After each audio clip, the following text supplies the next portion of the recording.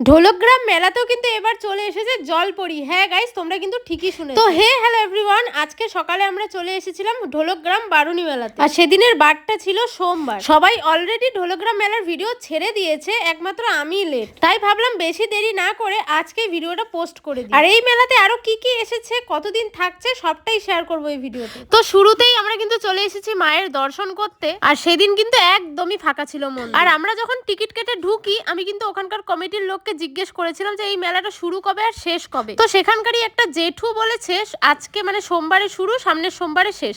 তাই জন্য আমি তোমাদের আগের ভিডিওতে সেটাই আপডেট দিয়েছি। বাট এখন সেখানকার স্থানীয় মানুষদের কাছে শুনছি যে মঙ্গলবারে শুরু আর সোমবারে শেষ। যাই হোক গাইস, তোমাদের কিন্তু মেলায় যাওয়ার আরো অনেক দিন রয়েছে। আর আজকে যেহেতু বুধবার, আজকে কিন্তু আমরা যাচ্ছি মেলাতে। আর গাইস, এই মেলার একদমই পাশে আমার বোনের বিয়ে হয়েছে, মানে আমার জেঠুর মেয়ে।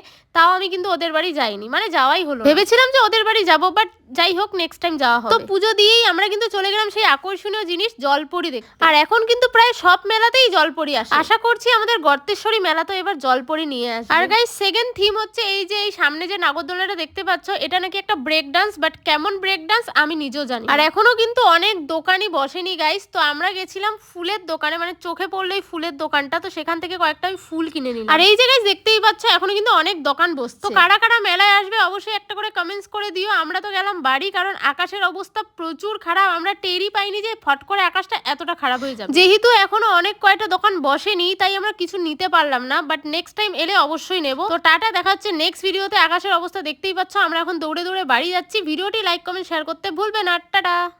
কয়বার টাটা বললাম?